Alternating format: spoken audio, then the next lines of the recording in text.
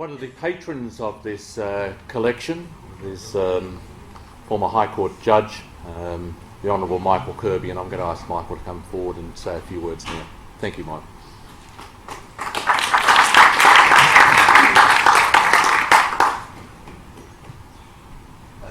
Reverend John, Selina, Your Excellency, the Honourable Philip Ruddock, Father of the House of Representatives of the Commonwealth of Australia, and Mrs. Ruddock, fellow citizens, Gordon and Elaine. It is a wonderful thing to be here tonight in the presence of Her Excellency. What a marvellous governor she has been. What a unique and marvellous spirit in our midst. I know that this week she was the host for many functions at a meeting of the law officers from all over the Commonwealth of Nations. From every part of the Commonwealth they came, and they saw a wonderful shining example in our country of a magnificent citizen and a woman and a person who has always been willing to come to events like this and always been prepared very carefully to step a little bit out of line, but not too much out of line. And it's really a wonderful thing, Your Excellency, and I know that you must be aware how you are loved and appreciated by your fellow citizens for your service as Governor, which happily has still, I hope, a year, and maybe some miracle will happen that it'll be longer, because you've been fantastic. I want to say to Selina that I appreciated her welcome to country, and I thank her for it. And we in Australia must become more conscientious and thoughtful about the welcomes to country, not in a perfunctory way or simply formally, but reflecting upon it, using it as the New Zealanders do, to be just a moment of reflection of the great civilization that preceded the beginning of European settlement in this country. So I thank you, Selina, for your welcome, and I think about it, and we all here do.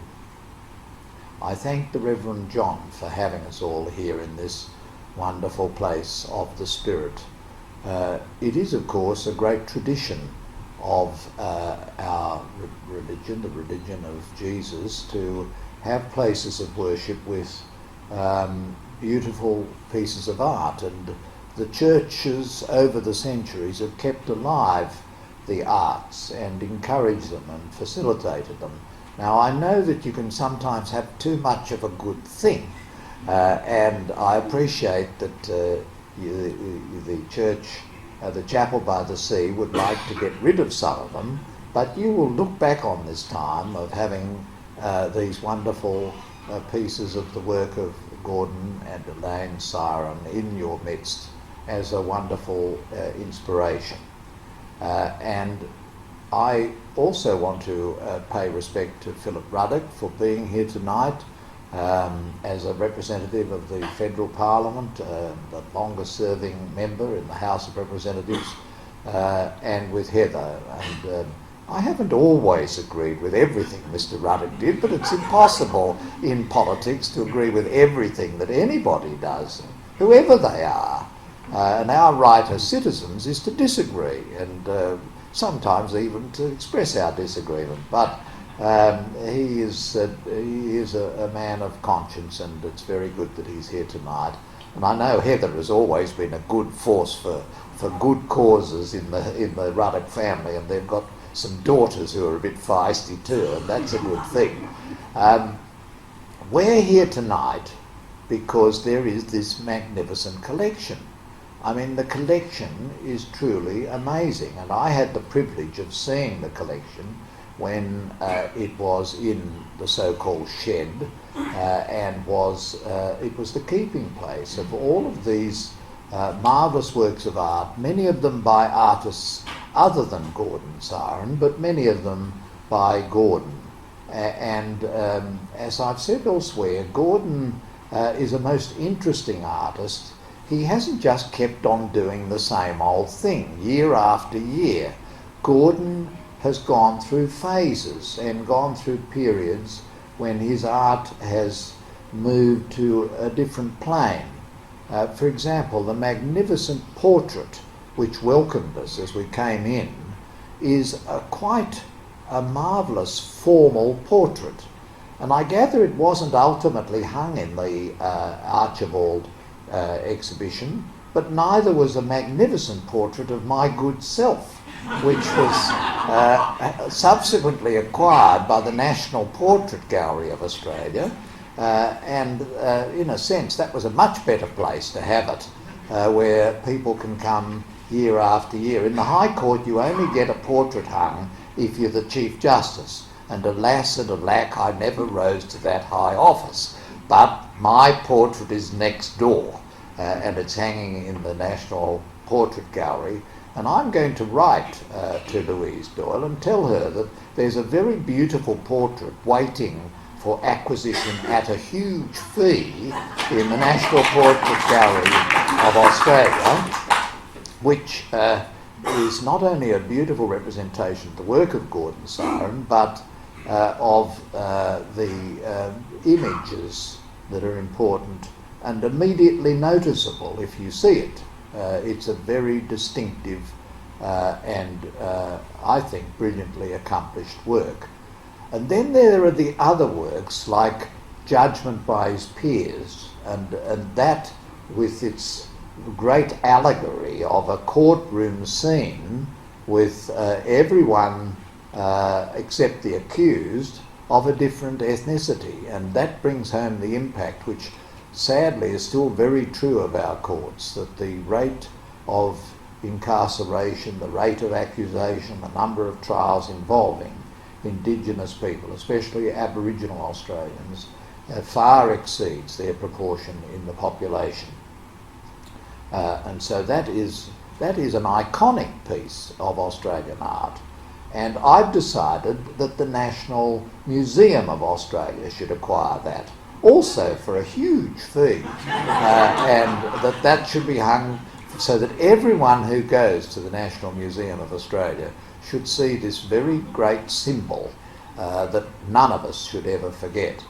But, you know, I have two little phases of Gordon Siren's work that are my favourites. One of them is the phase of what I'll call the flannel flower phase, the phase of beautiful Australian wildflowers growing in the wild. You would have seen a number of them in the film which was showing as we came in tonight. They are truly beautiful and delicate. Don't you think the flannel flower is a most wonderful and mysterious flower with its points? I mean, who wants to see an awful old daisy? But a flannel flower with its beautiful points and its marvellous eerie colour. It's a truly beautiful flower, and Gordon captures it magnificently. So I think the Australian Museum in College Street should acquire one of those works at a very great expense. We don't want to give out too many, Gordon, because we've got to keep most of them to be collected and housed and exhibited together. But that is a marvellous piece.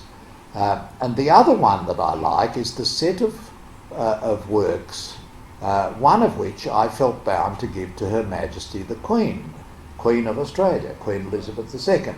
There is an example of that genre just in front of me, and you'll see it shows the ships of the First Fleet off the coast of the Heads in Sydney Harbour. And then in the foreground is a group of Aboriginal Australians who were there not to welcome the First Fleet, I feel bound to remind you, but to say, go away. They were there at the time of the arrival of the First Fleet. And Gordon has captured that moment. I like this piece here very much, but I prefer the one I gave the Queen, which was one of a series of which Gordon has done a number of original works which are long and they are painted in the most mysterious and beautiful blue colour, and the ships off the coast. This is one, but this isn't as beautiful over there. I'm not going to give an artistic judgment because I'm just a superannuated lawyer and I'm not qualified. Then if anybody thinks it's particularly beautiful, well, I'm sure we could sell it to them at a huge cost. But the ones of the fleet are really marvellous, and it was no fault of the convicts. They didn't necessarily want to come to the far side of the world, and they were there. There was that governor, a wonderful governor, by the way, who didn't lose a single soul on the First Fleet, Governor Phillip.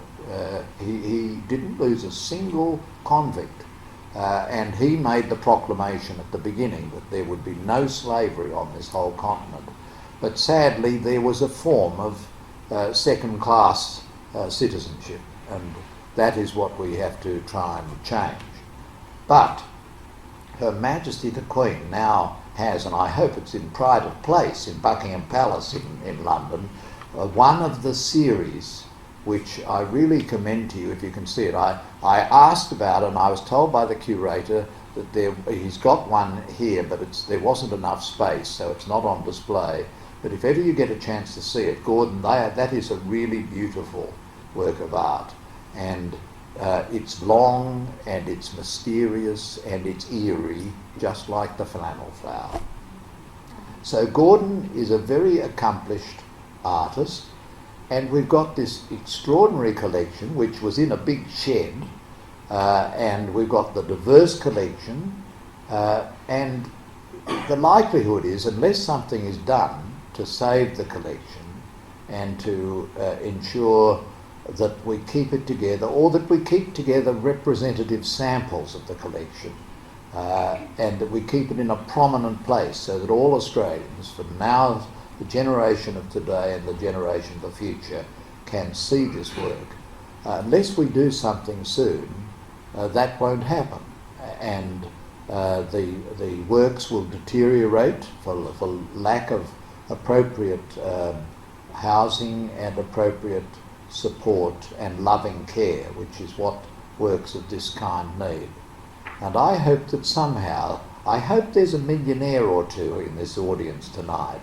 I hope there's somebody with a big checkbook, or somebody who has an influence in public life. It will be a great shame on our country if we don't find a space for the keeping place and for the works of Gordon Saring and the loving support of Elaine, his wife, and for the other artists whose works are incorporated in the present collection. They should not disappear. They should be loved and cared for and contained and displayed. So I support the idea that Her Excellency has proposed of a centre for Aboriginal culture. It should not only be a centre for art, it should be a centre that brings together the study of the law as it has affected Aboriginal people, not always to their advantage. It should be a place where we study the anthropology of the Aboriginal people and the emergence of Aboriginal consciousness and the strengthening of Aboriginal consciousness and the mistakes that we've made and the right decisions that we've made, and the need for consultation at every step of the way. No more steps that are taken without thorough consultation with the Aboriginal people of Australia. And so I'm very proud to be here with the Governor and with the Honourable Philip Ruddock and with all of you, my fellow citizens, Aboriginal and non-Aboriginal. We have a moral obligation here, and we're in this place of worship in the company of citizens and friends, and we should commit ourselves to preserving this unique collection of Australian art.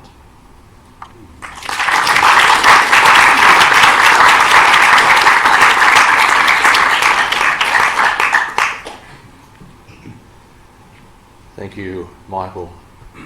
Referring to some people step just a bit out of line, but not too far out of line. I think it might be a bit descriptive of some High Court judges or past High Court judges as well. So thank you for those kind words. And I have to say, when I first saw this